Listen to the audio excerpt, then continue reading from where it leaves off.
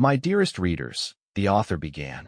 I had to interrupt my story to clarify a few things before the next chapter. It seems that there's a misunderstanding about the identity of the characters, and I want to make sure everyone is on the same page. The protagonist of this story is not Emily Gu, but rather someone else. I apologize for any confusion this may have caused, and I will be sure to use the correct names from now on. Thank you for your patience and understanding. Now let's get back to the story. In my previous life, as the legitimate daughter of the Gu family, I was supposed to marry into a wealthy household, but I was forced to choose a poor top student instead of the rich heir. My younger sister successfully married into that wealthy household in my place. Later, the heir fell into drug addiction and racked up an enormous amount of high-interest debt. My sister was forced to sell her body to repay it, living a life worse than death. Meanwhile, the poor student I had chosen rose to great success, and the gifts he casually gave me were luxurious mansions worth hundreds of millions. Consumed by hatred, my younger sister disguised herself as a janitor, came to my home, and brutally murdered me. Now reborn, she pushed me to marry for a political alliance, while she turned around and threw herself into the arms of the poor top student. Sister, it's your turn to accompany those filthy men, my younger sister sneered. I simply smiled calmly. Foolish girl, a true heiress doesn't become the protagonist by relying on men. When I opened my eyes again, I was back 5 years earlier, at the very banquet where our two families were supposed to finalize the marriage agreement. The luxurious John Hotel in City A was glittering with opulence, packed with social elites and business moguls. My parents brought Ashley and me over to greet the John family. Dad greeted Mr. Zhang warmly with business talk, while Mom gushed over Mrs. Zhang's outrageously expensive jewelry. Normally, Ashley loved these kinds of high society events, but this time, she looked cold and impatient. Dad smiled and praised. Your son's so confident and impressive, Mr. Zhang, he really takes after you. The apple doesn't fall far from the tree. Mr. Zhang looked at his son with satisfaction. Humble, polite, and with just the right amount of charisma, he was exactly the kind of man parents wanted for their daughters. Dad gently placed a hand on Ashley's shoulder. Mr. Yang, this is my younger daughter, Ashley, the one I mentioned. She and your son, Jason, both study at Engsub Academy. They're even in the same class. Once the marriage between our two families is finalized, it'll bring great significance to our company's future growth. Mr. and Mrs. Chong looked at Ashley, perfectly made up and dressed to impress, and nodded approvingly. Let the kids spend more time together. Young people connect so easily, Mrs. Jiang said with a smile. Jason Jiang, dressed in a custom-tailored designer suit, had clearly put effort into styling his hair. He looked every bit the refined rich boy, but while everyone was watching his manners, his eyes discreetly drifted to Ashley's chest. Ashley quickly covered her chest and snapped in a high-pitched voice. I'm not marrying Jason Jiang. I already have a boyfriend. The young couple's faces instantly darkened. Dad growled. Ashley, stop being ridiculous. Didn't you say you were interested in this match back at home? Ashley stomped her foot in frustration. I never said that. I don't care. I'm not marrying him. If anyone's marrying him, it should be Emily. Since when does the younger sister get married before the older one? And besides, Emily's told me plenty of times that ever since Jason transferred to Engsub, she's had a crush on him. I'm not going to steal my sister's boyfriend, right, Emily? She turned her head toward me with a look of challenge, a trace of malice flickering in her eyes. Dad, pretending to suddenly understand, tried to smooth things over. Emily, why didn't you tell us you liked Mr. John's son? Now we've made a mess of things. Mom quickly chimed in. Teenagers always keep secrets, it's normal. They don't want to tell their parents everything. We only just found out Emily likes Jason.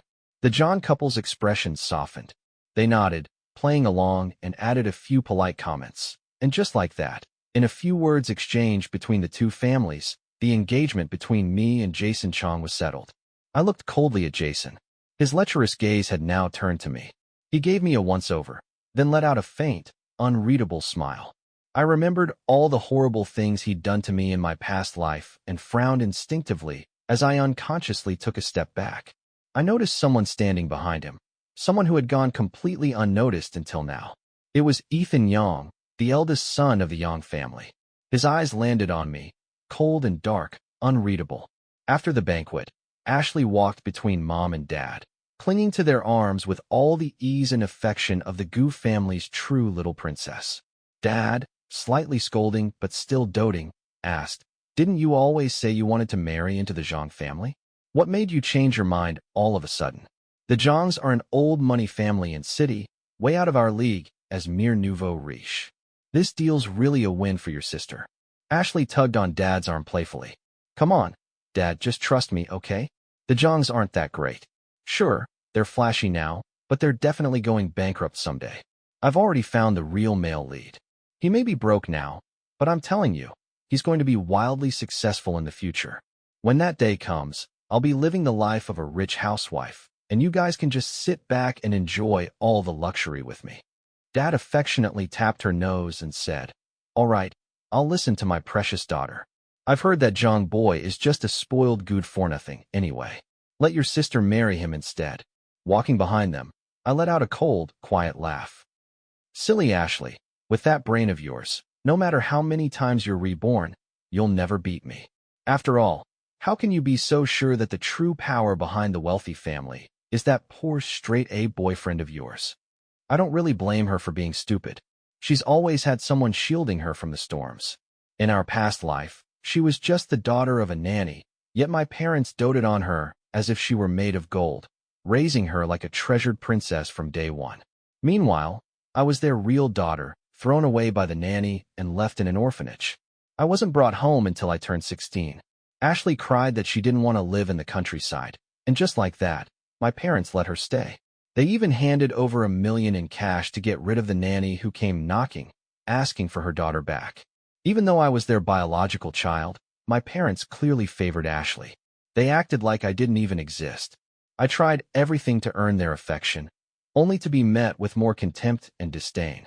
Children raised in orphanages are just uncultured, they'd say, always trying to steal things from Ashley. It took me years to understand that love is just a byproduct of power. When I turned 18, the Gua and Zhang families were preparing a marriage alliance. The Zhang family had heard the rumors about a switch-at birth heiress. At first, they wanted me to marry into their family, but Ashley found out and caused a month-long uproar at home. She even went on a hunger strike. My parents were worried sick. In the end, she went to Mr. and Mrs. Darjiang herself and begged them repeatedly. She swore that her status in our family wouldn't be lower than mine, even suggested that I was full of bad habits from growing up in an orphanage. Eventually, the Zhangs reluctantly agreed to accept Ashley. I thought she'd calm down after getting what she wanted, but instead, she began to resent me even more. "You're just a bumpkin from the countryside," she'd sneer. "What gives you the right to compete with me?" At our class graduation party, she drugged my drink. When I opened my eyes, I was naked in a hotel bed. Lying beside me was my classmate, Daniel Chun, notoriously poor but brilliant. I barely had time to react before Ashley burst in with our parents, teachers, and classmates. Facing my parents' fury, I was slapped 10 times in a row. My nose and mouth bled. My dignity was crushed. I had no face left to show. By the end of the day, the news had spread all over City A. Under pressure from public opinion, my parents didn't even care what I wanted. They forced me to be with Daniel. But what followed was a complete reversal of fate. The Jiang family suffered a chain of failed investments, and their finances collapsed. Mr. Jiang jumped off a building. Mrs. Pap Jiang died of a heart attack. Jason spiraled into ruin, got trapped in a scheme, became addicted to drugs, and fell deep into debt. To pay back his loans, he sold Ashley to his creditors. She was forced to sell her body on the streets, living a life worse than death. Jason then disappeared, and the last anyone heard, he had fled to Southeast Asia. Meanwhile, the startup Daniel founded soared to the top of the industry. He became wildly successful, and I became a wealthy wife. I joined the ranks of the upper class. At one socialite's birthday party, a mansion worth over $100 million gifted to me by Daniel made it onto the trending searches. Everyone envied me, but my happy life didn't last long. Ashley, driven completely mad by jealousy, disguised herself as a janitor and came to my house. She murdered me, 18 stab wounds. Blood poured out of me, soaking the floor. Her face was terrifying, sunken cheeks, skin stretched over bone. "What gives you the right?" she screamed. "What gives you the right to steal my perfect life?" Now, living this life again, she was quick to push me into the marriage alliance and threw herself into Daniel's arms. This time, she said mockingly, I get to save the poor male lead. You just wait till the John family goes bankrupt. Then it'll be your turn to serve those filthy old men. They'll make you beg for death, but never let you die. After school, Ashley and her little gang cornered me in the bathroom. They were holding duct tape and thumbtacks, eyes glinting with ill intent. Ashley stood at the front of the group, her eyes filled with vicious anticipation. Ashley snapped, her voice sharp and furious. I knew you weren't that innocent. First you tried to steal our parents' love at home, and now you're trying to steal Daniel from me. If I don't teach you a lesson, you're going to think you can walk all over me. I looked at her calmly and asked, Ashley, what kind of nonsense are you going on about now? She exploded. Don't play dumb. If it wasn't for you refusing the seat swap, the homeroom teacher would have never turned down my request to sit next to Daniel. The moment she mentioned the seating arrangement, everything clicked.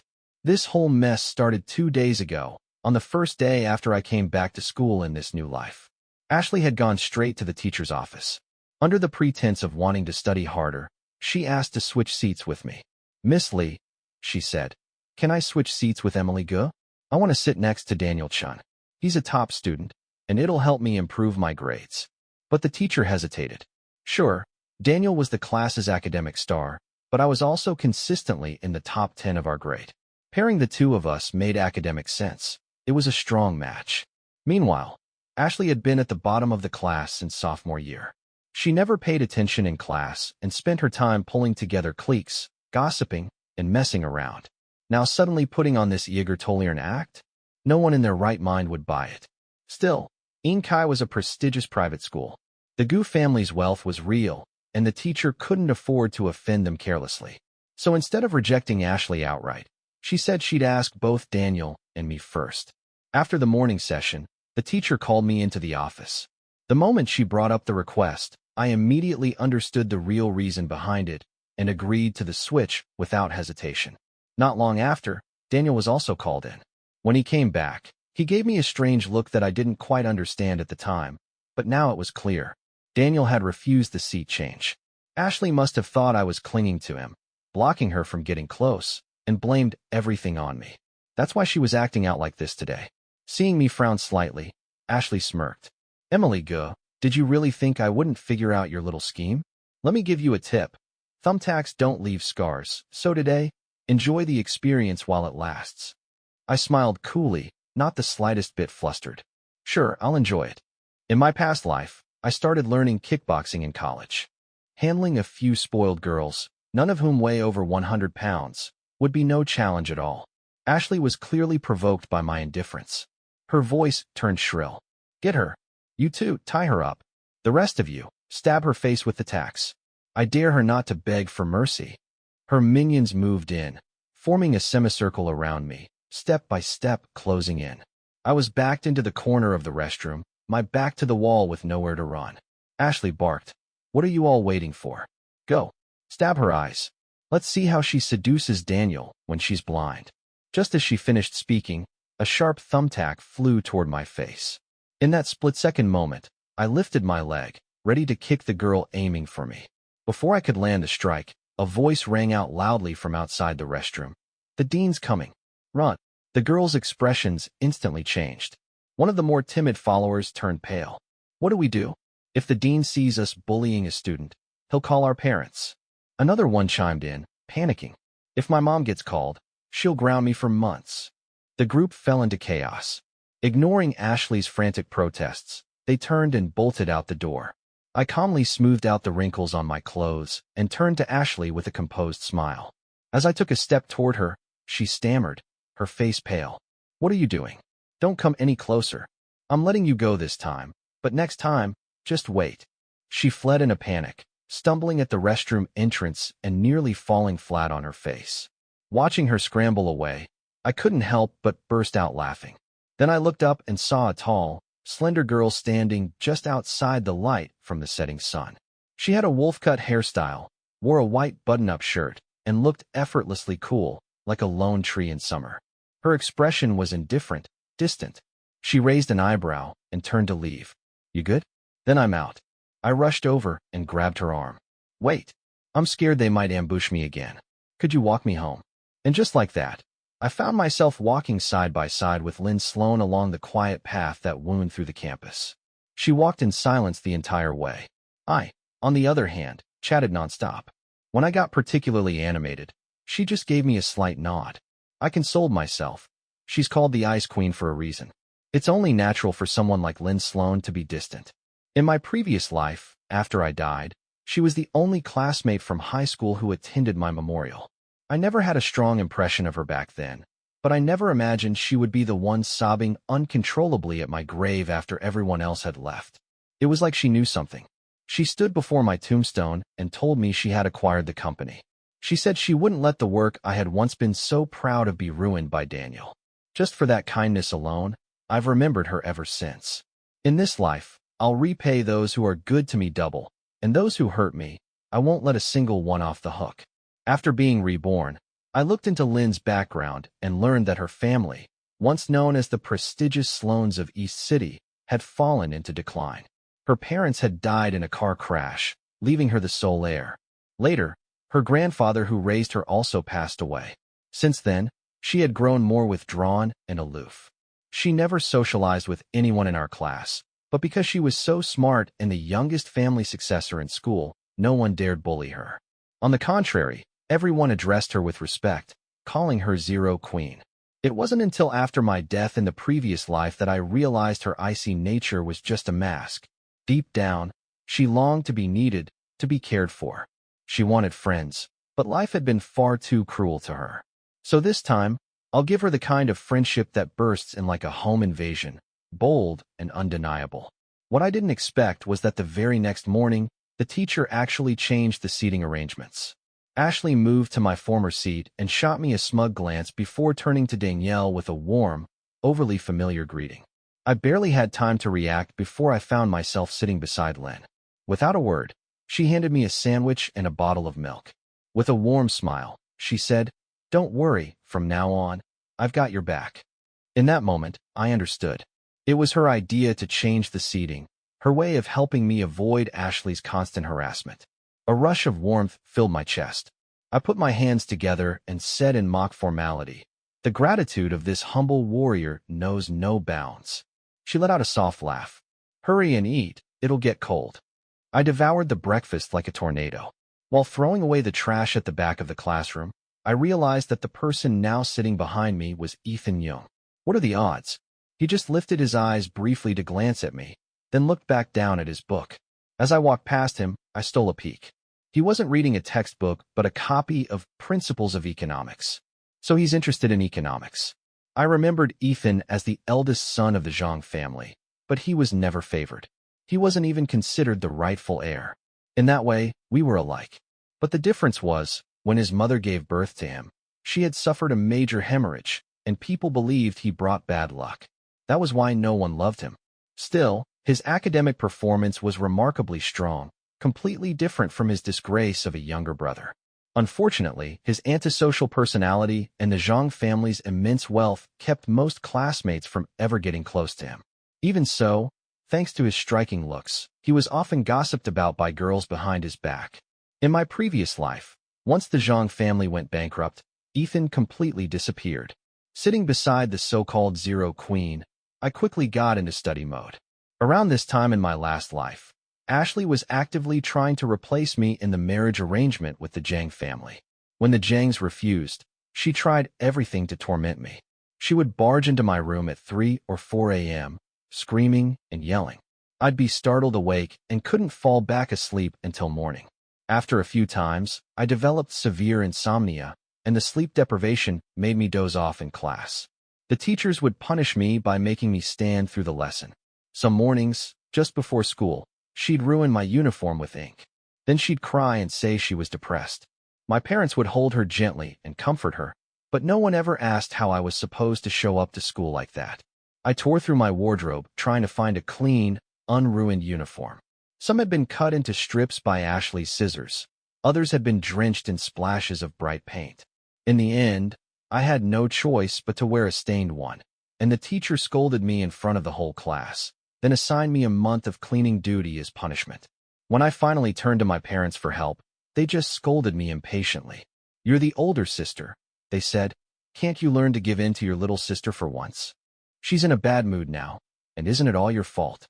My mom snapped. "You're just being bullied a little."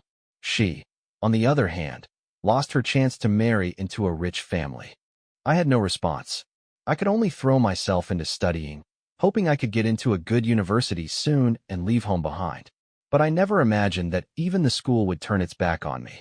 At some point, rumors began to spread.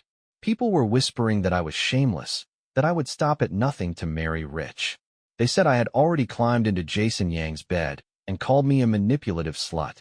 The gossip isolated me from my classmates. People started avoiding me like the plague. Some even pinched their noses and muttered things like, "disgusting," when walking past me in the hallway. And now? Great. I looked up and saw Ashley leaning in close to Daniel Chun, asking him to explain a problem. Their heads were nearly touching, chatting and laughing like nothing else mattered. Clearly, Ashley had found better things to do than torment me. In less than a month, rumors of Ashley and Daniel being a couple were all over the school. Ashley treated him like royalty. Every day, she ordered lunch for the two of them from Michelin-starred restaurants. She also bought him an entire wardrobe of luxury brands, dressing him from head to toe in designer labels. He looked even better than most of the rich boys in our class. People who didn't know better thought he was some wealthy heir himself. At first, Daniel resisted, but over time, he started to enjoy the attention. He even began telling Ashley about new items he wanted from certain brands, and without fail, she'd rush to the mall and buy them for him. Daniel's attitude slowly shifted. His temper grew, and he began treating Ashley like a servant. But she tolerated everything without complaint. Her friends couldn't understand it at all. "Why are you so good to him?" they asked. "He's not even rich." Ashley just smiled mysteriously and refused to explain, saying only, "I have my reasons." That annoyed her friends, and they gradually distanced themselves from her. Right before the college entrance exams, the Zhang family hosted an engagement banquet for Jason and me. They called it an engagement, but really, it was a power move to flaunt the Zhang family's influence. The banquet was lavish to the extreme. Even the flowers had been flown in from overseas. I stepped out of the dressing room in a formal gown, only to run into Ashley at the top of the staircase. "Excited to be marrying into a rich family, sis?" she said, eyes gleaming. "Don't forget, I was the one who gave you that chance." Her gaze dropped to the ruby necklace around my neck. "Do you like it?" "Too bad. No matter how nice it is, it's still mine. Now move." He looked up at me with a strange smile. "Don't get too happy just yet, Emily." Before I could react, Ashley suddenly spilled red wine all over my dress, then stumbled backward. The music downstairs stopped instantly. Gasps echoed through the crowd. Ashley lay sprawled at the bottom of the stairs, blood staining her white chiffon gown like a splash of scarlet paint. She started crying. "Why did my sister push me down the stairs? I already gave her Jason. Why does she still hate me?" In an instant, every eye in the ballroom turned to me, still standing at the top of the staircase. A wave of murmurs followed. Why would a sister bully her own little sister like that? What's new? Women who marry rich always turn into bullies. Why would the Zhangs want a daughter-in-law like her? So cruel. Daniel rushed forward, scooping Ashley into his arms. He looked at me with a conflicted expression. My parents, seeing the blood on Ashley's dress, were in shock. My father looked up and bellowed, "Emily Gu, get down here this instant." I walked down slowly, calmly. When I reached the last two steps, I stopped. My mom held Ashley's hand tightly, glaring at me through tears. "Why do you keep bullying your sister again and again? How could we raise such a heartless daughter?" Dad's face had gone pale with rage. He pointed at me and barked, "I order you, apologize to your sister immediately." I met their eyes and said evenly, "I didn't do anything. Why should I apologize?" Dad clutched his chest, furious to the point he couldn't speak. Just then, Jason Young appeared out of nowhere and pointed at Ashley lying on the ground. "Emily, how could you push your sister down the stairs? It's so high. What if she got seriously hurt?" The crowd erupted in whispers. "Not only is she cruel, she's also refusing to admit it. So disgusting, totally fake. Can't believe the Johns would choose someone like her." Poor Jason. Ashley, nestled in Daniel's arms, turned her head to look at me. Her eyes sparkled with triumph, and her lips curled into a smug smile. Ashley mouthed the words silently at me. "Let's see what you'll do now." I looked around the room. My gaze happened to land on Mr. and Mrs. Zhang, who had been silently observing the scene from a distance. Then, to everyone's shock, I suddenly rushed forward in 3 quick steps and threw myself into Jason Zhang's arms, sobbing pitifully. "Jason, it's all my fault. I didn't mean for this to happen," I cried. "Ashley came to me earlier and told me. She said you're not a good person. She begged me not to marry you. She said you've been skipping school to gamble and that you're in huge debt." I was so upset. We argued a little, and then somehow she slipped and fell down the stairs. But I swear, I didn't push her. Tears poured down my face. I looked devastated, more convincing than the real thing. Jason's expression shifted slightly. His voice immediately rose in protest. "Gambling? That's complete nonsense. I just play cards with friends sometimes, that's all. Me owe people money. Ridiculous." I said nothing, only continued crying silently. Mr. and Mrs. John walked over, doubt flickering in their eyes as they looked at me. "Emily, is what you're saying true?" I met their eyes and was just about to answer when a voice spoke from behind me. "It's true. I saw it myself." Everyone turned their heads. Ethan Zhang descended the stairs, calmly and clearly. I witnessed the entire thing from upstairs. Ashley did insult my brother.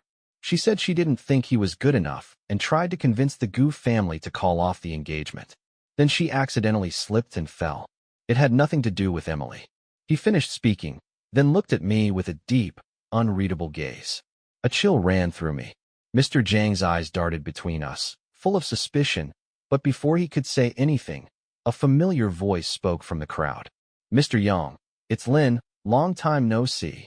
She stepped forward casually, smiling. "What a coincidence, we meet again today. I happen to be Emily's desk mate. I know her very well. She's kind, honest, and would never hurt anyone deliberately. And by the way, she just ranked in the top 5 of the entire grade on the last exam. She spends all her energy studying. Where would she even get the strength to push someone down the stairs?" Mr. John's face lit up. "Lin, of course. If you say so, then I believe it. What do you think, Mr. Gu?" My dad looked from me to Ashley, who still wore a pitiful expression. After a long pause, he finally said, "It does seem like Ashley just slipped on her own. This doesn't look like Emily's fault." I let out a subtle sigh of relief. Then Mr. Yang raised his voice. "All right, everyone. Looks like it was all just an accident. Nothing to see here. Please go back to enjoying the evening." Ashley stared daggers at me, her hair clumped and sticky with dried blood. She looked absolutely pathetic.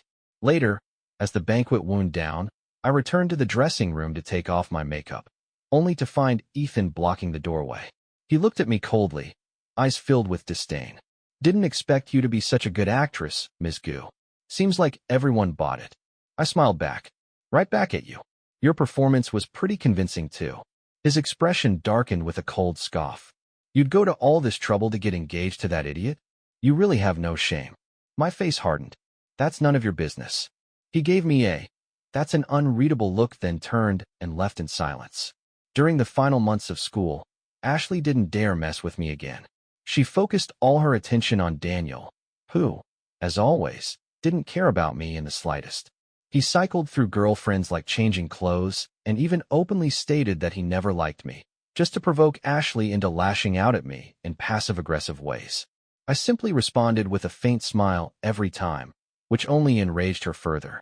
Meanwhile, my friendship with Lynn grew stronger. We walked to and from school together, shared pizza, milk tea, and hot pot. After the college entrance exams, Lynn and I both got accepted into Yinqing University, one of the most prestigious in the country. As for Ethan, he went to Huachong University. Jason Zhang's grades were abysmal, so he was sent abroad for further studies. My parents also wanted to send Ashley overseas, but she insisted on staying in the same city as Daniel. In the end, she enrolled in a third-tier college next to his university. My parents were clearly displeased, but in the end, they let her have her way. 2 years later, I had built up substantial work experience. I launched my own startup, Stellar Tech. The summer before my senior year, I returned to City A to attend a business banquet for local entrepreneurs. I sought out Mr. Jiang privately, hoping to get involved in the Dongping project that Jiang Corporation was leading. He brushed me off with a smile. "Emily, I really admire your ambition, but this is a formal, large-scale investment project, not something for a small company like yours to play around with. Let's just treat this as a joke, all right? You should focus on spending time with Jason and preparing to be a good wife and mother. That's the more fitting path for you. I stepped forward and blocked his way as he was about to leave. Uncle John, I said calmly, I know it's hard for you to believe me right now, but I came prepared. How about we make a bet? He raised an eyebrow, clearly surprised. A bet? I nodded. Let's bet on the Shijo Resort project that John Corporation is investing in. He looked at me, amused. The Shijo Resort project? It's been progressing well. What exactly do you want to bet on? I met his gaze. Let's bet that in 1 month, construction on the Shijo Resort will be suspended. Your partners will secretly pull out and disappear. The project will be abandoned, and John Corporation's investment will be completely lost. The smile faded from his face. His expression grew serious. Young lady, you can joke about anything, but not business. Do you even know what you're saying? I do, I said firmly. He studied me for a long moment, then finally said, All right, I'll take that bet. If you turn out to be right, I'll let you participate in the Dongping project. But if you're wrong, I promise never to bother you about business again. I finished for him. He nodded. Deal. As I watched Mr. Zhang walk away, I let out a breath of relief. The truth was, I hadn't bet on the outcome of the resort project. I had bet on Mr. Zhang's decision to join the game, and in that, I had already won. The Zhang family's financial system was tightly wound. In my previous life, the failure of the Shijo Resort had been the first crack in the dam. From that moment, their massive business empire, so polished on the surface, began to rot from within. Eventually, it collapsed entirely. The collapse of a 1,000-mile levee begins with an ant hole. Mr. Zhang should know that better than anyone.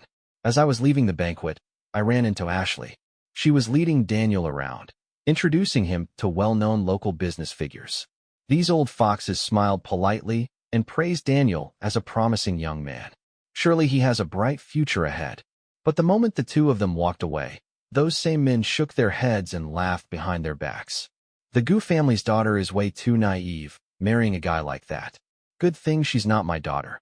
I stood to the side, silently watching Ashley introduce Daniel to everyone with tireless enthusiasm. I found it laughable. Clearly, she had been traumatized by her past life. She believed her tragic fate came from choosing the wrong man. What she didn't realize was once a person adopts a mindset of relying on others, of waiting for, depending on, or clinging to someone else, that's when they fall into the biggest trap. Then she spotted me. Still wearing my 10 centimeters heels, I was walking arm in arm with someone. Daniel. She came striding over with a bright smile. SJSS, you came to this kind of event alone? Isn't it a little lonely? She suddenly put on a look of mock surprise and covered her mouth. Oh right, I forgot. Your fiancé started changing girlfriends faster than changing clothes once he got to college. Guess he doesn't have time to accompany you anymore. Not like my Daniel. He's so loyal and grounded. He just loves spending time with me. Right, Daniel? She batted her eyelashes and clung to his arm like a spoiled child. Daniel chuckled and nodded, but I caught the flash of irritation in his eyes. Ashley beaming. Just now, all those uncles and executives said Daniel has real potential. I believe in him. He's definitely going to start a big company someday. Once Daniel becomes super rich, we'll get 2 dogs, have 3 kids, and buy a huge beach villa, Ashley said dreamily, her head filled with pink bubbles of fantasy. I couldn't help but laugh. Her face flushed with embarrassment, and just as she was about to lash out, I cut her off. Well then, I wish you both the best. I turned around and walked away, leaving her seething behind me. I never expected that not even a month later, Mr. Zhang would personally invite me to his office for tea. It turned out that after our last conversation, he'd immediately ordered his team to investigate the Shijo Resort project. What they uncovered stunned him. The project's managing partner had already embezzled funds and fled. The collaborating company had become nothing more than an empty shell. Only the uninformed low-level staff were still showing up to work, keeping up the illusion of business as usual. If I hadn't warned him in time, the John Corporation wouldn't have realized the truth until the entire project collapsed, and by then, they would have lost every cent. At least now, some of the damage could still be controlled. Mr. John's attitude toward me was completely different from before. He even poured me tea himself and sincerely thanked me. "Emily," he said, "I owe you an apology. I really underestimated you. Thanks to your warning. Our group has now begun reassessing all current investments carefully to prevent something like this from happening again. The Zhang family is lucky to have such a smart and capable future daughter-in-law." I quickly replied with humility. "It was just a lucky guess. I still have a lot to learn from you, Uncle Chang." Seeing I wasn't arrogant in the slightest, he looked extremely pleased. "I've already made arrangements. You can join the Dongping project," he said. "Think of it as a form of training. That way, you'll be better prepared to support Jason in the future. We'll be counting on you both." I thanked him sincerely and took my leave. The Dongping project kicked off shortly after. Fortunately, I had worked hard to complete most of my credits in the previous 2 years, so my third-year course load was light. I rushed to finish my exams, then immediately returned to City A to dive into the project. What I didn't expect was to run into Ethan Jiang at the construction site. He looked surprised. "Why are you here?" I gave him a casual smile. "If not me, then who? You want that spoiled, lazy fiancé of mine to come instead, showing up in a luxury car, flirting with women." He didn't argue. "Fair point," he said with a bitter smile.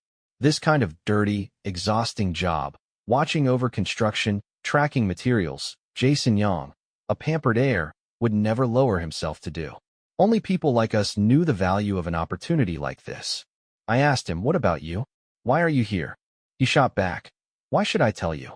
I just laughed, realizing he'd lost the upper hand. He turned and stormed off, annoyed. Over the next few months, I was practically living on site and in the office. The work was draining, and I was constantly exhausted. One day, I came home from the construction site covered in dust, hoping to finally get some rest, but as soon as I stepped inside, I saw Ashley and Daniel sitting down for dinner with my parents. I planned to ignore them and head straight to my room, but Ashley stopped me. "Sis," she said sweetly, "you're really just gonna walk away? I rarely come home, and you don't even want to see me. Are you still mad about me taking the life that was meant to be yours? I should have gone to the countryside like I was supposed to. It's all my fault." Tears began to well in her eyes. Immediately, my mom frowned and rushed to comfort her. "What nonsense is this? This is your home, Ashley. We all know who belongs here and who doesn't. Stop giving your sister the cold shoulder. You've really got no manners." Dad slammed the table. "Emily Gu, sit down." "What? You're too important to eat with your own family now." I sighed quietly and walked to the dining table without a word. Ashley delicately dabbed at a few non-existent tears and gave me a smug little smirk when no one was watching. Somehow, the mood at the table began to settle. Ashley started chatting excitedly about their recent vacation abroad. She went on and on about how attentive Daniel had been, how he took care of her throughout the trip, how sweet and considerate he was.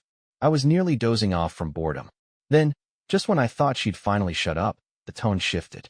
"Dad," she suddenly said, "you wouldn't believe how amazing Daniel is. This year, Daniel won another national scholarship," Ashley boasted proudly.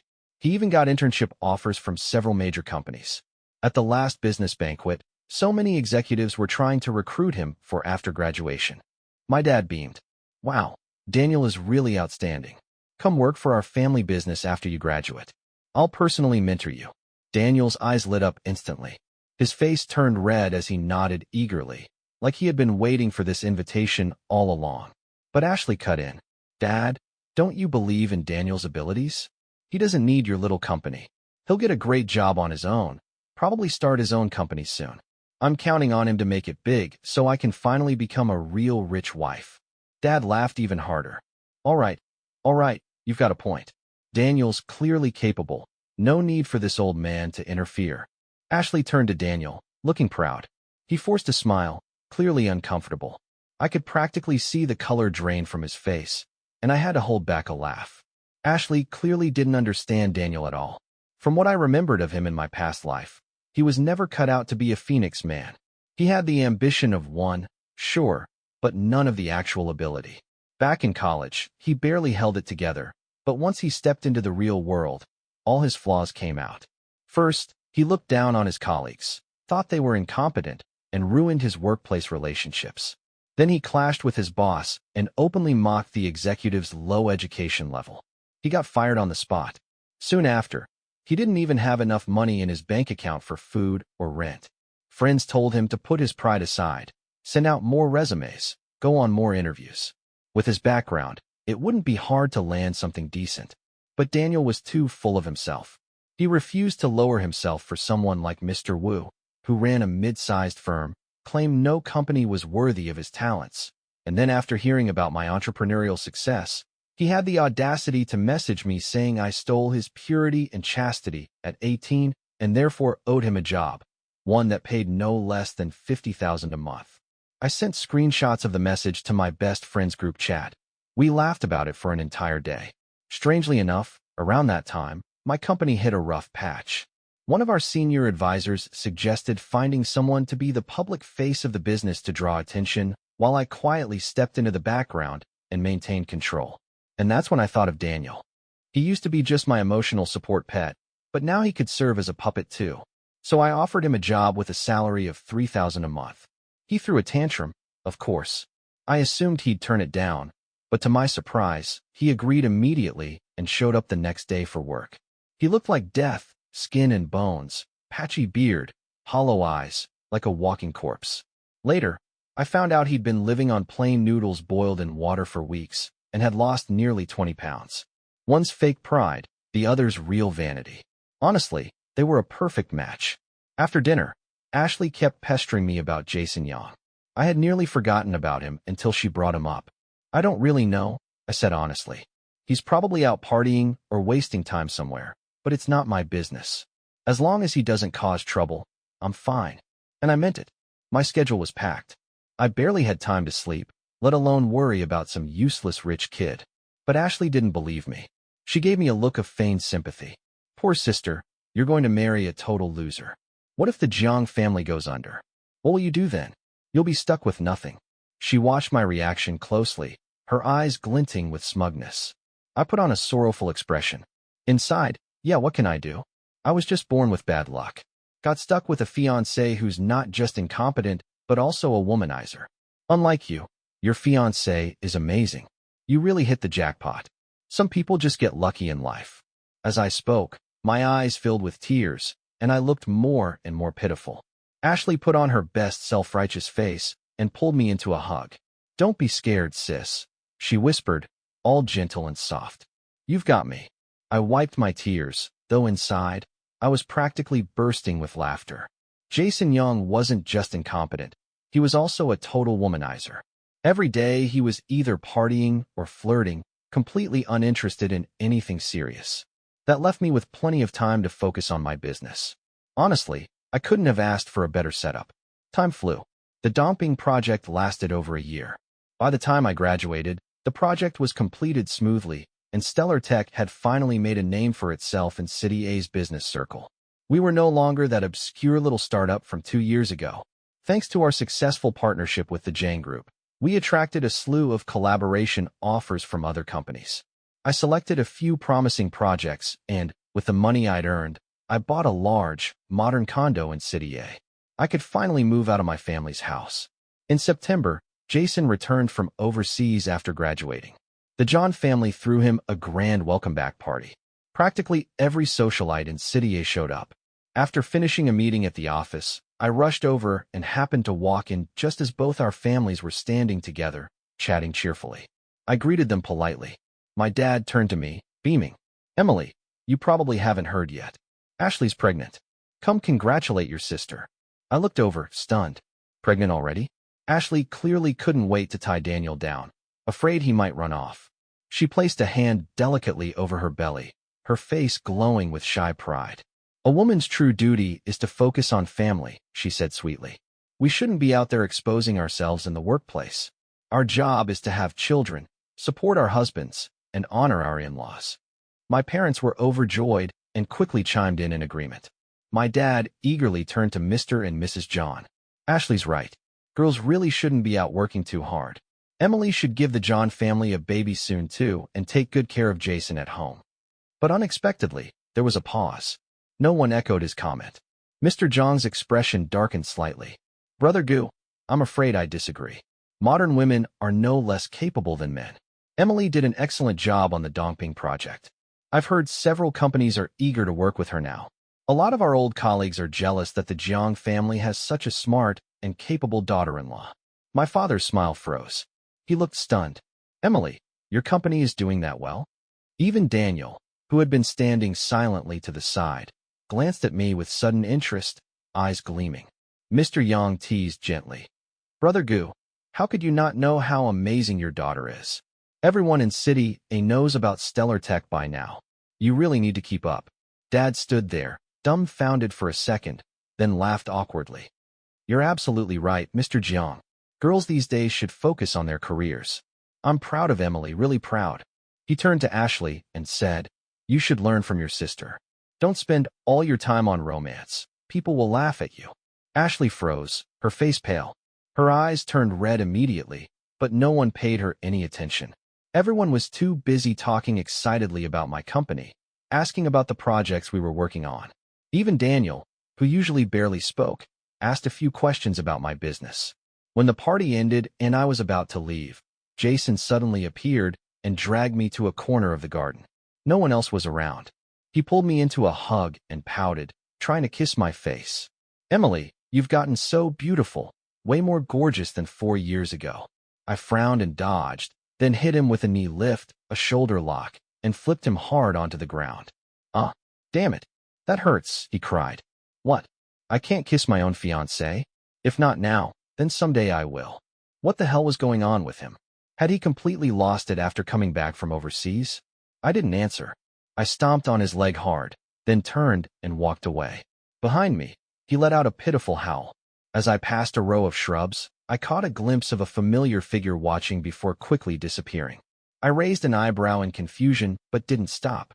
That evening, after work, my mom unexpectedly called and asked me to come home for dinner. At the table, their attitudes had totally flipped. They actually started praising my career and acted all guilty about not giving me enough attention in the past.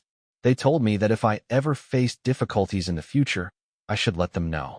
After all, with the two families working together in business now, they'd need me to be the link between them. Hearing that, I understood immediately. Mr. Zhang's words had clearly made a strong impression on my father. Ashley didn't look happy at all. It was obvious she wasn't used to the family's attention revolving around me. She pouted and whined. Dad, didn't you promise to support Daniel's startup? When are you going to transfer the money? My dad's expression darkened. He glanced at Daniel with disapproval.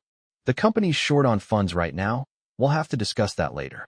Starting a business isn't as easy as you two think. Besides, you're pregnant. Isn't it better if he stays home to take care of you? Company resources need to be prioritized for your sister. How else are we going to support the Jiang family, our biggest ally? You two can just stay home and stop leeching off the family. Ashley started to panic. Dad, how can you go back on your word? Daniel's really talented. He just needs a chance. She shook Daniel's arm anxiously. Say something. Tell Dad you can do it. You promised me you'd start a company and make a fortune. Daniel kept his head down and stayed silent. My dad slammed his chopsticks down. Opportunities have to be earned. Your sister built her company from nothing without using a cent of family money. And what about you two? You've been out of school, and neither of you even has a job. You lie around all day, living off me, and now you have the nerve to complain? Ashley never expected Dad to snap at her like that. She was so startled, she couldn't say a word. Tears began to fall from her eyes, but neither of my parents paid her any attention. They turned to me instead, cheerfully piling food onto my plate and telling me I needed to take care of myself better. Health is the foundation of everything, my mom said, all smiles. I smiled politely and nodded along.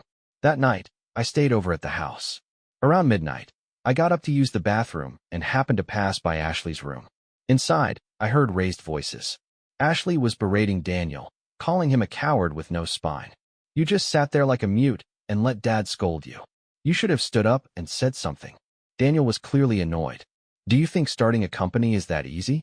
What if it fails? Your dad would be even angrier. Just ask him to give me a job at your family's company. A stable life isn't so bad. Ashley, what if you don't start a company? How are you supposed to get access to the family's resources? If my dad hands everything to Emily while we have left? Daniel lost his temper too. Why is it all on me?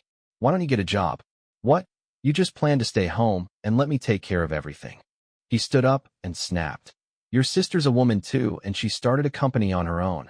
Why can't you? We're just as useless as each other. Don't act like you're better than me. Ashley started shaking with rage. Wow, so now you're blaming me? That's not what you said when we got together. Tell me the truth. Do you regret being with me? Are you in love with Emily now? Daniel sneered. Yeah, maybe I am. She's smart and capable and doesn't force me into anything. Unlike you. You know what? Go ahead and leave. Let's see what man would want you when you're pregnant. The sound of crying and things crashing around the room echoed into the hallway. I quietly walked back to my room. The next morning, Ashley acted like nothing had happened. She smiled sweetly at Daniel at the breakfast table, chatting like they were the happiest couple in the world. Daniel barely said a word, his expression cold. Ashley probably still believed Daniel would become rich one day. That's why she was trying so hard to win him back. No wonder Daniel was so bold. Even living under my parents' roof, he dared to tell her to get lost. After breakfast, I got in my car to head to work. Just as I pulled out of the garage, Daniel suddenly ran over and stopped me. He bent down and knocked on my window, grinning like a loyal puppy. Emily, I noticed you didn't eat much breakfast. I brought you a bottle of milk. Thought you could take it with you to the office. I gave him a polite smile. As I raised my hand, he quickly passed the bottle through the open window. Then I pressed the button. The window slowly rolled up between us, sealing off his awkward little grin. You should keep that cheap stuff for yourself, I said calmly as I shifted into gear and drove away. In my rearview mirror, I saw Daniel storming off, stomping his foot in anger, while Ashley watched silently from the second-story window. When she learned I graduated, returned to City A, and launched my own company, she took it upon herself to connect me with valuable resources and contacts. I spent every day with Lynn, discussing business strategies and meeting clients, building relationships with industry leaders, constantly on the move. The months flew by in a whirlwind. During that time, I returned home once and happened to witness Ashley and Daniel in the middle of a heated argument. It turned out that Daniel had secured a job at a local firm, but Ashley was determined to get married as soon as possible. Daniel kept postponing the wedding, citing work. Frustrated, Ashley found out he'd been pretending to be single at work and flirting with the boss's daughter. Enraged, she marched into his office, pregnant belly and all, accusing the boss's daughter of being a seductress, stealing her fiancé. That's when everyone at the company learned the truth. The boss, furious, fired Daniel on the spot. Grinning, Ashley dragged him home, but Daniel's face stayed icy. He roasted her, calling her a burden who had destroyed his promising future. In a fit of rage, he shoved her to the ground and slapped her more than a dozen times before storming out of the house. When I got there, Ashley was crying to Mom and Dad. Instead of comfort, she got scolding. They said she deserved it and that she should have listened to them by choosing a suitable fiancé like I did. Then she wouldn't be in this mess. Ashley broke down and cried. But didn't you say Daniel had potential and supported me being with him? Why did you go back on your word? Dad was furious. Just as he turned to scold her again, he saw me walk in. His entire expression softened instantly. He greeted me with full enthusiasm, asking about my day and what I wanted to eat, saying he would cook for me himself, completely ignoring Ashley. Ashley's face was covered in red slap marks and dried tear stains, and she looked pitiful, glaring at me with all the resentment and malice she could muster. I felt the hostility in her gaze, ominous, like in my past life when it had been the day she came to kill me. So I finished my meal quickly and left without a word. I didn't return home again for the next few months. My days were filled with work, and nights were spent with Lynn, eating, drinking, living carefree. Except for Jason Jang. Whether he was bored after graduation or still unsettled from the banquet incident, he called me nearly every day for weeks, inviting me out. I rejected every time. Then he began waiting outside my office. Emily, I'm your fiancé, he said. How can you ignore me? Shouldn't you spend more time with me? I rolled my eyes. Jason, I'm not like you. I'm busy with work every day. I don't have time to go out and party. If you want to have fun, go yourself. I turned to leave, not noticing the dark glare he shot at me. A few weeks later, I was having dinner with Lynn, and she leaned in mysteriously. Weird thing. I've been to the Gene group a few times for meetings. At the cafe downstairs, I always see Jason and Ashley together. How is that even happening? I frowned. Are you sure it was them? Of course. You can't miss Ashley's big belly. A wave of unease washed over me. Something wasn't right. I could feel it in the air. At month's end, my parents called and invited me to Ashley's birthday dinner at the Golden Crane Hotel. When I arrived, everyone was already seated. Ashley, Daniel, my mom and dad, and Jason. I calmly took my seat. Dad stood and raised his glass. We're here to celebrate Ashley's birthday. I wish her a smooth delivery, and I hope both my daughters find happy futures. Everyone cheered and clinked glasses.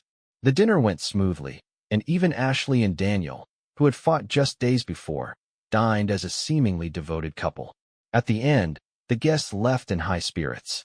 I stepped out of the restroom, washing my hands at the sink, when I saw in the mirror a reflection of Ashley standing silently behind me. I had no idea when she got there. You shouldn't be wandering around alone when you're pregnant. It's not safe, I said. Where's Daniel? Why isn't he with you? Ashley stared at me coldly through the mirror and sneered. Oh, now you care about Daniel? Isn't Jason your fiancé? Funny how you never seem concerned about him. I gave her a faint smile, tossed the tissue in the trash, and said evenly, That's none of your business. I moved to walk past her, but to my surprise, she suddenly grabbed my arm and whispered coldly, Actually, it is my business. The next second, a sharp chemical odor hit my nose. My vision blurred instantly, and then everything went black. When I opened my eyes again, I was lying on a bed. My limbs were heavy, and I couldn't even lift my arms. A strange, suffocating presence hovered over me. Then I heard a voice dripping with resentment whispering beside my ear. Still pretending to be pure, and yet here you are, lying in my bed, the voice hissed. I really thought you were working hard all this time. Turns out you've been cozying up with my brother. If your lovely little sister hadn't told me, I never would have imagined that the great Emily would be such a filthy slut in private. No, stop. I struggled weakly, but he pinned me down hard. Too late now, he growled. We're engaged anyway, it's bound to happen. You might as well get used to it. His hands tore at my clothes with force. I heard the buttons pop off and scatter onto the floor. Then a crushing weight bore down on me. His hands groped at my body wildly, and I couldn't breathe. The air grew thinner by the second. I was on the verge of losing consciousness when bang! A loud crash echoed in the room, followed by shouts and curses. The weight on top of me suddenly vanished, and fresh air flooded into my lungs. I gasped for breath. When I opened my eyes again, I was in a hospital bed. Lynn was dozing off in a chair next to me. The moment he heard me stir, he snapped awake. Doctor! Doctor! She's awake! He shouted, rushing out the door. I exhaled softly. Water. I need water. A moment later, a cup was held to my lips, and to my surprise, the hand holding it belonged to Ethan Jiang. He helped me drink quietly, then sat silently to the side. I asked hoarsely, Why are you here? His expression was hard to read. I came with Lisa Lin from the hotel. Don't forget, Golden Crane Hotel is one of the John Group's properties. I manage it now. I happened to be doing rounds when she was speaking to the front desk. Good thing we arrived when we did. He didn't finish his sentence, but the implication was clear. If they hadn't shown up just then, Lynn returned with the doctor. After confirming I was stable, Ethan excused himself, citing work. Lynn carefully closed the door behind him, then turned to me, eyes sparkling with admiration. Emily, you're incredible, he grinned. It's like you saw this coming. Then he scowled. But your sister's seriously ruthless. You're her big sister. I gave a calm smile. So what? It's not the first time she's come after me. How did it go? I asked. Lynn winked. Relax. I followed your instructions. We pulled the surveillance footage. Now we have both the evidence and the witnesses. Ashley and Jason won't be able to talk their way out of this. I didn't react much. Ashley wasn't a real threat to me. The only unknown was whether the Jiang family would pull every string they had to protect Jason. Either way, in a matter of time, both of them would be formally charged. Even Mrs. Jiang had come to plead with me multiple times, asking me to be merciful, but I only responded with a cold smile. Ashley showed no mercy in my last life. Why should I suddenly develop a saintly conscience now? Right before the trial, Mr. Jiang sent a driver to invite me for tea at the Jiang residence. There's no need for this to get out of hand, he said with a smile. The Jiang family still holds some sway in City A. I've also heard quite a bit about Starlight Tech lately. Of course, if we can resolve this peacefully, we'd be happy to let it go, and you won't come out of this empty-handed. I understood immediately. This was a polite threat disguised as generosity. He wanted me to drop the charges in exchange for favors. I smiled, then nodded in agreement. By getting Jason to exchange his investment, I secured a major deal from the Jiang family. A few months later, Ashley was convicted and sentenced. I went to see her off personally. She arrived disheveled, her face hollow and red-rimmed from lack of sleep. In court, she screamed at me, "Emily Gu, you bitch. Even if I go to prison, I'll never let you off. You think a prison sentence changes anything? When I get out, I'll still be Mrs. Chun. And when the Jiang family goes bankrupt, don't be surprised if they sell you off to pay debts. I want to see you suffer and be stuck with no escape." I sat calmly in my seat, smiling as she was escorted away in handcuffs. After the trial, Ashley glared at me in silence, her eyes full of hatred. A few days later, I reached out to Ethan for a meeting. We met at a cafe where he sat leaning back, expression cold and unreadable. He hadn't touched his coffee. He looked at me warily and asked, "Miss Gu, I'm surprised the renowned Emily Gu would ask to meet me like this. What's your agenda?" I smiled lightly. "Ethan, you don't have to be so hostile. I wanted to discuss a business collaboration, one with guaranteed profit." He raised an eyebrow. "Collaboration? You must have come to the wrong person. I only have a name, no actual power. If you want to talk investments, you should go to Jason, your fiancé." He stood up to leave, but I reached over the table and grabbed his hand. "What if I told you I can help you gain the authority you deserve? Authority that was rightfully yours." He froze, then turned back, his eyes narrowing as he studied my face, searching for truth. I released his hand and leaned back calmly. "If we're discussing collaboration, there's no need to rush." He sat back down skeptically and took a sip of coffee. Inside, I was pleased. Getting a usually guarded man like him to show so much emotion so quickly was no small achievement. Without beating around the bush, I said, "I want Stellar Tech to be the sole strategic partner in the John Group's upcoming project in South Bay." He frowned. "South Bay is the Jan Group's biggest project this year. I doubt you'll have any decision-making power in it." I leaned in and locked eyes with him. "If you become the sole heir of the Jan Group, wouldn't you finally have decision-making power?" He went silent, his expression unreadable. "How can I know I can trust you?" he challenged. "Even if you can do that, it means bringing Jason down. But he's your fiancé. You just rescued him, and now you're going against him? Are you willing to do that?" I raised an eyebrow and smiled faintly. "You don't need to worry about that. This deal is completely risk-free for you. Even if it fails, you can continue as the Jiang family's quiet heir. All I need is a yes or no." He paused, contemplating, and then quietly said, "All right, I'm in." I raised my cup and gently clinked it against his. "Here's to a great partnership." After Ethan left, I called my assistant and instructed them that everything was ready to go. I then set my phone down and looked out the window. Suddenly, the wind had picked up and dark clouds covered the sky. The first summer storm was brewing. Sure enough, less than a month later, just after I finished a report for my team in the office, Ethan called. The background noise was loud and chaotic. He dropped his voice as he said, "Our family's in chaos. Jason lost tens of millions gambling. Now the loan sharks are at our door. Several uncles and cousins, somehow they got wind of it, are showing up too. They said Jason was unfit to carry on the family legacy, so he was removed from the board.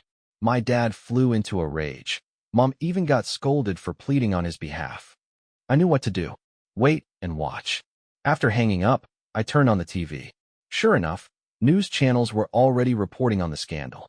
Jason Jiang, heir to the Jiang family fortune, drowning in debt. Their reactions were swift. This scandal couldn't be hidden anymore. I had my assistant pop open a bottle of champagne. "Jason Jiang," I sneezed softly, "you really can't change your stripes." Whenever you were tempted, I took another sip, smiling to myself. In my rebirth, I realized Jason wasn't just lazy and pleasure-seeking. He was dying to self-destruct. All I did was set things up for him to fail, but falling was still his decision. If he had stuck to his principles, fine, but old habits die hard. In my past life, the young patriarch and matriarch had already passed away by now. I wondered if this time they could withstand the internal turmoil and save the family. Less than 3 days later, rumors began swirling. The Jiang family had cut ties with Jason, removed him from the company, and exiled him abroad. A week later, Mr. Jiang and Ethan officially attended the South Bay project's press launch, confirming the separation. Ethan, in a sleek silver-gray suit, stood confidently beside his father. He looked every bit the rightful heir. I couldn't pass up the opportunity. I took the initiative and announced the cancellation of my engagement to Jason. Mr. John offered no objections. He agreed immediately. After I hung up, I watched the news replay scenes of a doting father and dutiful son. My gamble had paid off. Ethan, though previously overlooked, was the biological son, and if Mr. John didn't promote him, he'd be passing the empire to distant cousins. A man so calculating would never make that mistake. A month later, Stellar Tech officially joined the South Bay project as the only partner besides Jan Corporation. Our collaboration propelled us further. With South Bay's momentum, more and more companies flocked to Stellar Tech with partnership offers. It felt like scaling a new summit with every project. I got congratulatory calls. Lynn was the first to call and say, "Don't forget us little people when you're wealthy." I invited him to a year-end island trip. Meanwhile, Ethan treated me to dinner and shared that Jan Corp intended to deepen cooperation with Stellar Tech across multiple areas. What surprised me most was that because I insisted on sending Ashley to prison, my parents actually invited me back home for dinner, almost as if they'd forgotten she was in jail. They said business was tough, so I should lend a hand to the family company. It was as if power always came with attachments. Before the Lunar New Year, I visited Ashley in prison. She looked haggard, like she'd aged a decade overnight. Pressing her palms to the glass, she glared at me with twisted anger. I set my brand new crocodile Birkin on the table and smiled. "I'm off to the island tomorrow. Came by to see you first." Her face contorted. She slammed both hands against the glass as she yelled, "This isn't right. What went wrong? Why wasn't you sold off to pay debt?" "It's not time yet. You'll be sold soon. You wait and see. Daniel will make it big and bail me out. When I get out, I'll still be Mrs. Chun," she repeated. "I'll still be Mrs. Chun." I looked at her, borderline amused by her desperation, and replied, "You must be disappointed. You didn't hear? Jason lost tens of millions gambling, and the John family already paid it off. They exiled him abroad. He won't be back for years." She froze, terror flashing in her eyes. "No, that's not possible." Ashley's voice trembled. "Didn't the John family go bankrupt?" I smiled and replied, "Oh, silly sister. Did you really think all the success I had in my past life came from Daniel?" She stared at me, eyes wide. "What do you mean?" I stood up and looked down at her through the glass. From the beginning, Daniel was nothing but my puppet. Just someone I used to stand in the spotlight and take the hits for me. He was always useless.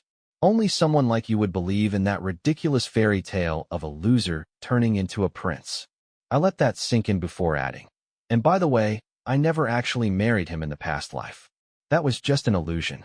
Her face turned ghostly pale, as if she'd just been struck by lightning. She was frozen in place.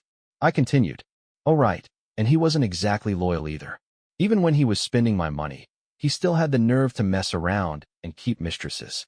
I was about to deal with him myself, but then you interrupted me." I gave a small, cold laugh. "But this time, I didn't even need to do anything. After you were sentenced, Mom and Dad kicked him out of the house. Later, when he was completely desperate, he showed up at my company begging me for help. I mean, he was technically my brother-in-law. I couldn't just let him die on the street, right? So I asked a friend to send him off to Southeast Asia to start over. Who knows if he'll ever make it back to the country again. But hey, maybe the two of you can meet again in prison." With that, I turned and walked away, smiling. Behind me, I heard Ashley slam her hands against the glass, screaming like a madwoman. You bitch. You bitch. Even if I die, I'll come back as a ghost and haunt you." A week later, on a tropical island, Lynn and I were lounging under the sun on the beach. Lynn let out a whistle. Well, who's that handsome surfer coming our way?" I lifted my sunglasses slightly. Walking toward us was a tall man with long, toned legs, a tan six-pack, and above all, that was Ethan. Lynn nudged my arm and whispered, "Nice muscles. Tight and firm." I replied calmly, "Not bad at all." Lynn burst out laughing. "God, Emily, you really are the boss. Nothing phases you. But seriously, he's been chasing you hard lately, huh? Even followed us all the way to this island." The man's hooked. I didn't respond. Whether someone liked me never depended on what I did. It always came down to what I was worth. I knew that in this life and the last. Ethan finally approached. his tall frame casting a shadow over us. "Good afternoon, ladies. I reserved the rooftop restaurant tonight. Would you do me the honor of joining me for dinner?" I looked up at Ethan, his silhouette framed against the golden glow of the setting sun. Behind me, Lynn gave me a knowing grin before standing up, stretching dramatically. "I'll take that as my cue to give you two some privacy," she said, tossing me a wink before walking off toward the beach bar.